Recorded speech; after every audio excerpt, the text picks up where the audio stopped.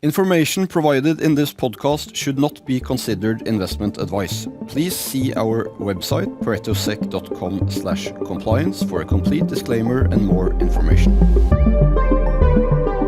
Hi everyone and welcome back to this podcast episode, still live from Pareto's annual E&P conference here in London. Next guest is a household name for many of our listeners, I assume. It's the CEO of Panoro, John Hamilton. John, great to have you here. Thank you, Sebastian. Thank you for having me.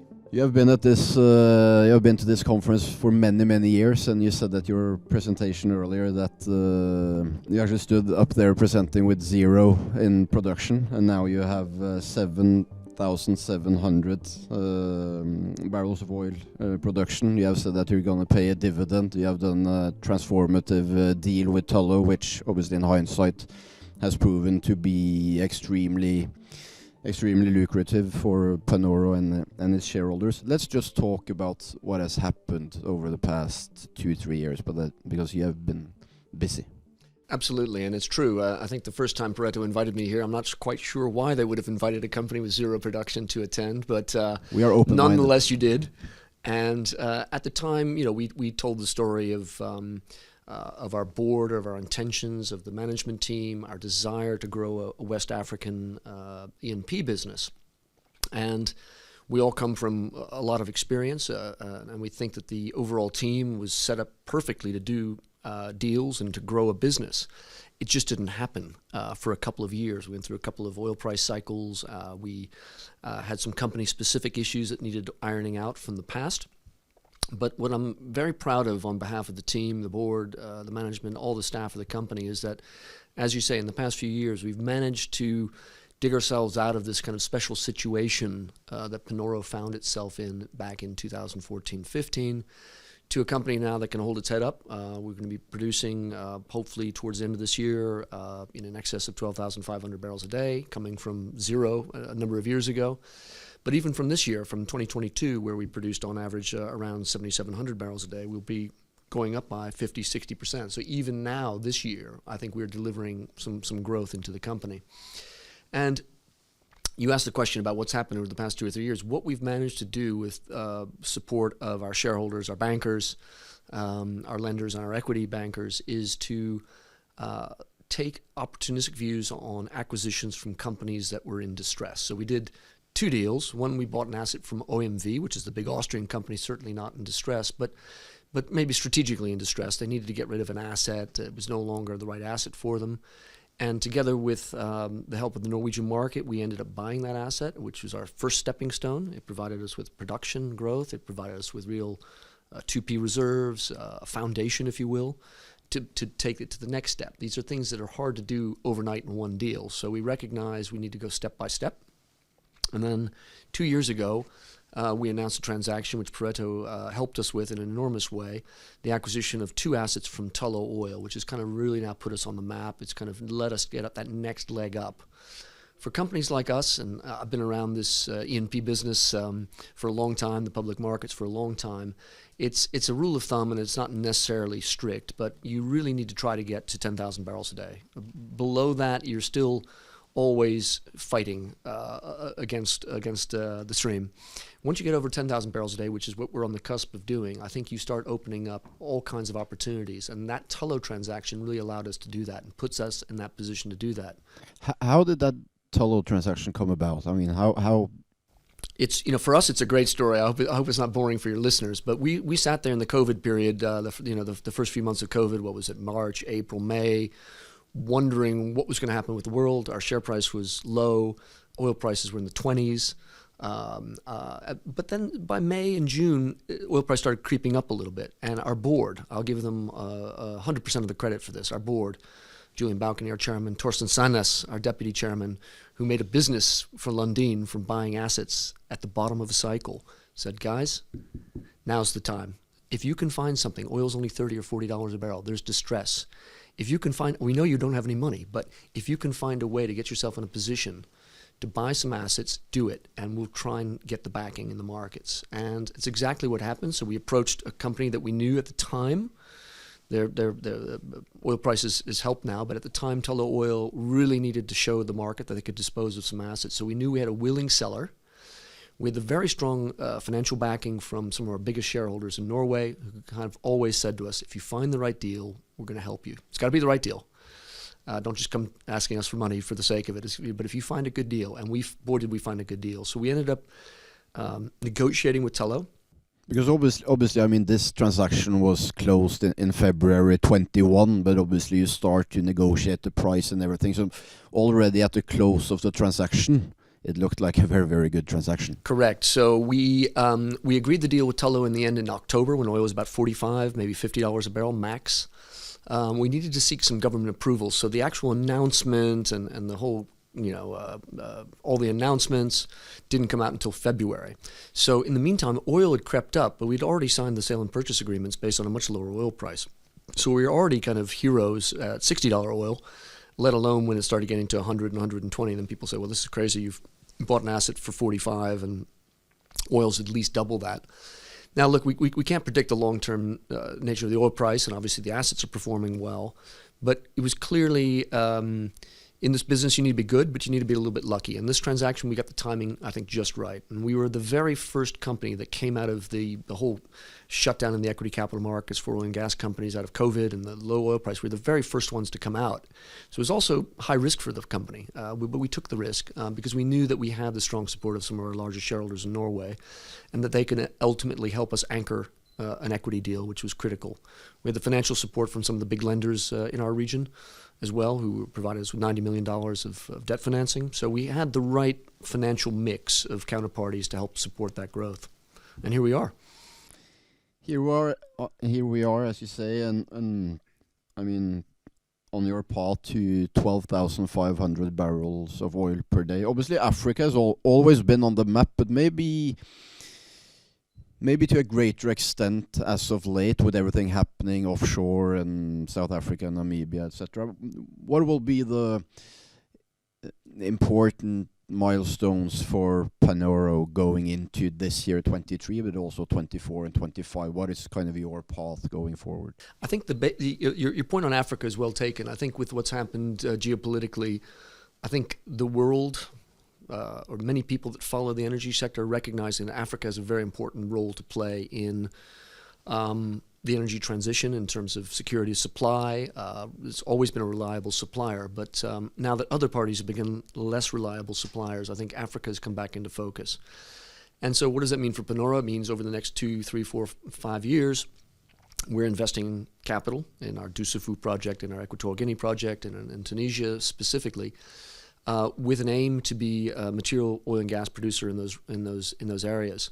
So the base plan really is just to do what we've said we're going to do. We're going to try and get from here to 12,500. We're going to be drilling 9 new production wells over the next 15 months, so 6 in Gabon minimum, 3 in Equatorial Guinea, probably a couple of exploration wells as well. So we've really got a very strong organic program that I think is going to put us in very, very good standing for the next 2, 3, 4, 5 years. Beyond that, I don't have the crystal ball. We're always looking for things that we think our shareholders would find attractive and accretive. It's our business. We have to look at new opportunities. But at the moment, we recognize that our principal opportunity is simply to grow the business by 50, 75% over the next 15 months. And we've got that funded. Projects have been sanctioned. The rigs have been signed up. In the case of Dussafu, the rig's already there. So these are things that are largely within our control. We can't control everything in this business, but these are not aspirations. These are real projects. And I think that's our core focus. And I think that that's what the board will be judging me on, and I think it's what the markets will be judging Panoro on, is that going to unfold more or less as expected? And I fully anticipate that it will. And that's a very good position to be in. It means we're not strategically challenged to try to bend over backwards or do a somersault to do something cute strategically. We just need to stick to our knitting, get that done, start showing that cash flow is coming and that cash flow is being distributed back to shareholders. You touched on it in your introduction. It's very much our philosophy as a company that E&P companies these days need to show a path and need to show a delivery of returning cash to shareholders through share buybacks, through dividends. The older model, where it's constantly a one-way street of taking equity out of the markets, we believe that the model for companies like us to be survive and sustainable and respected in the markets is that we need to demonstrate that capacity and the willingness to do that.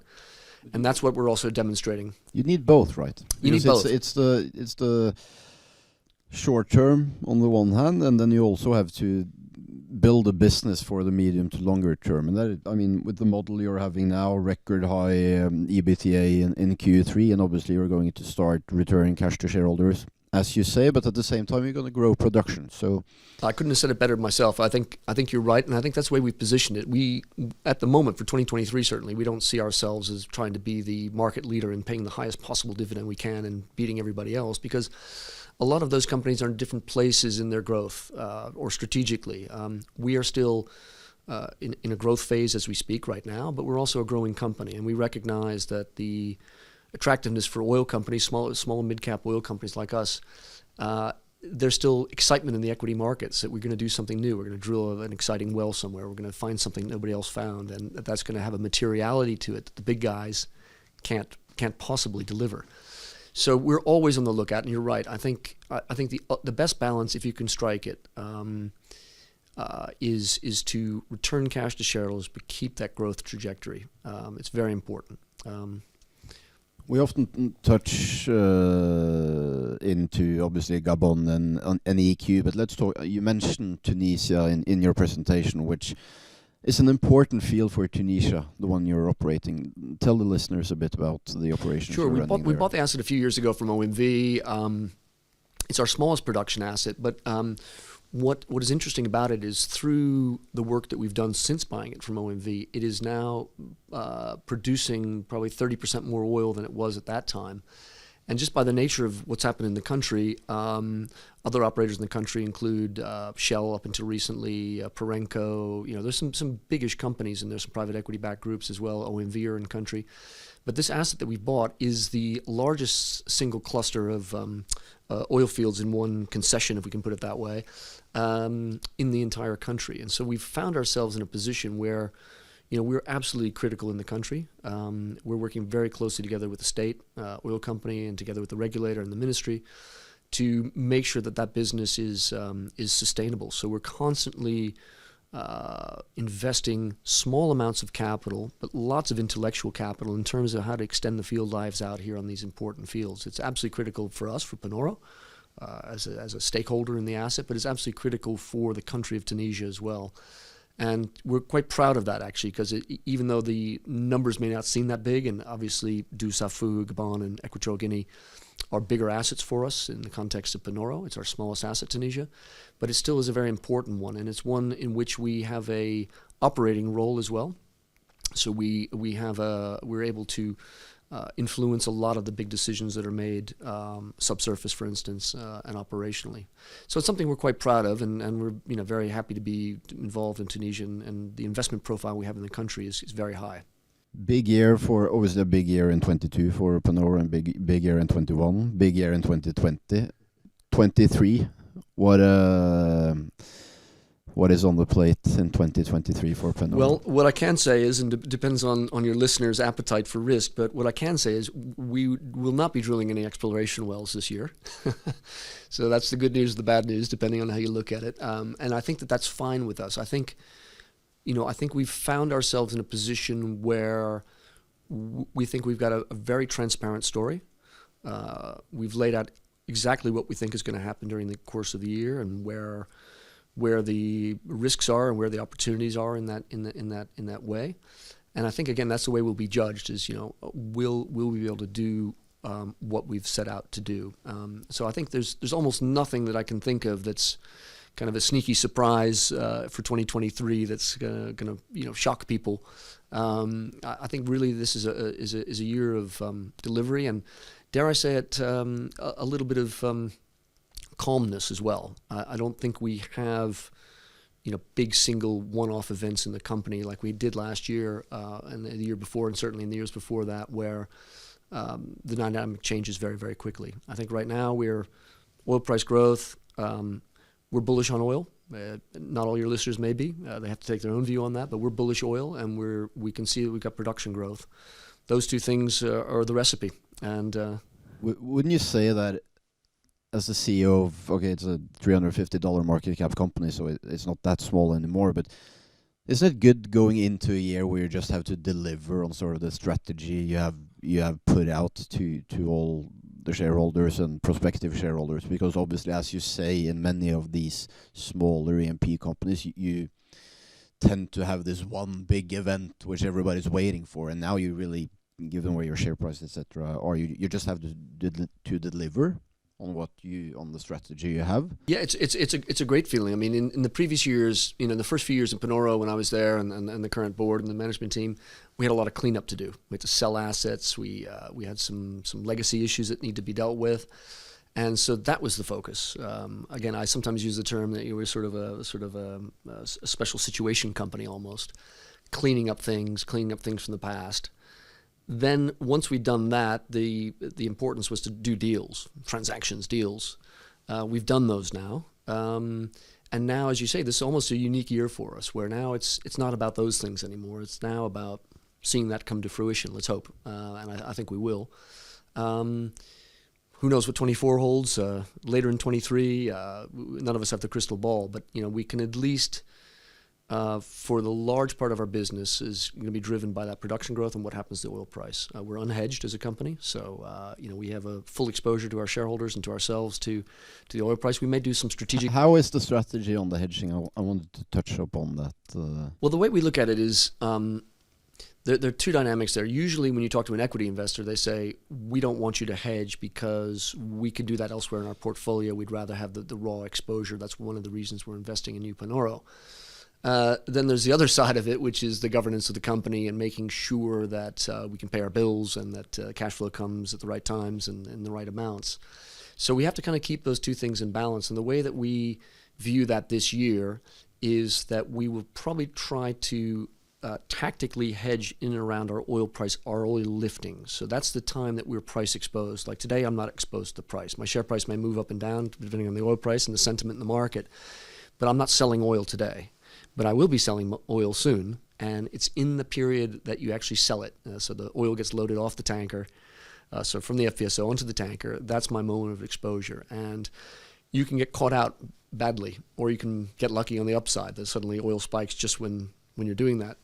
So if we can take away some of the drama by targeting the liftings that we're doing and try and tactically hedge, not everything, but a sensible amount, 20, 30, 40% of that lifting, probably through costless collars, so we don't give away all the upside, that we just protect some downside, because for us, this year is a heavy capital expenditure year.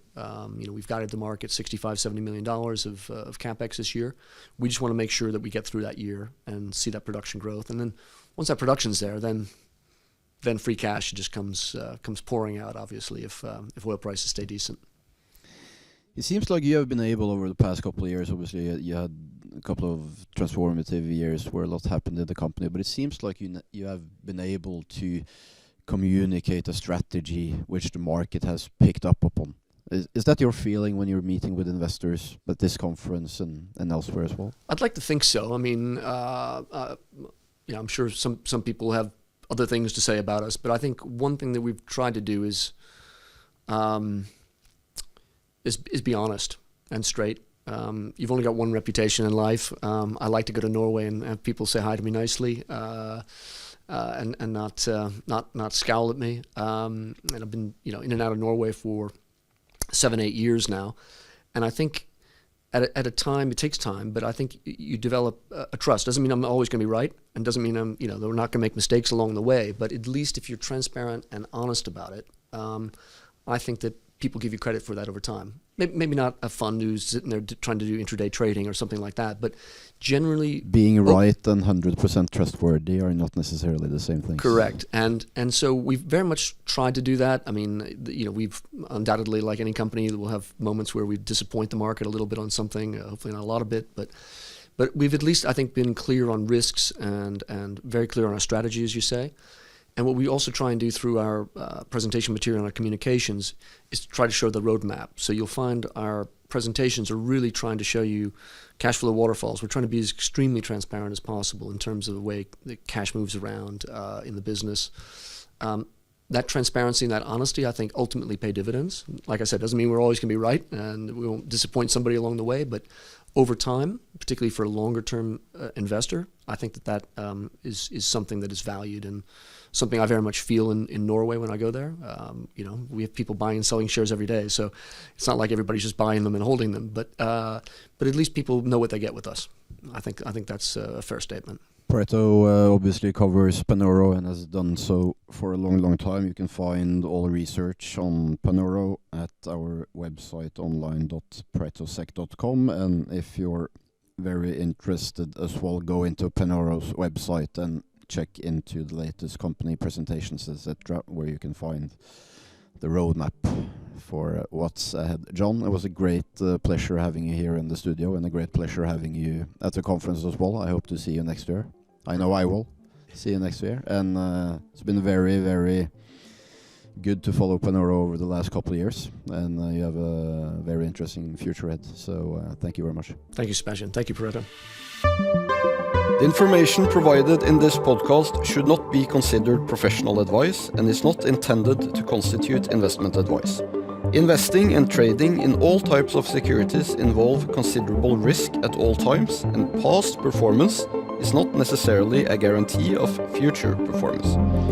Pareto Securities does not accept any form of liability, neither legally nor financially, for any direct or indirect loss or expenses that may arise from the use of information provided in this podcast. Please see our website paretosec.com/compliance for more information and full disclaimer.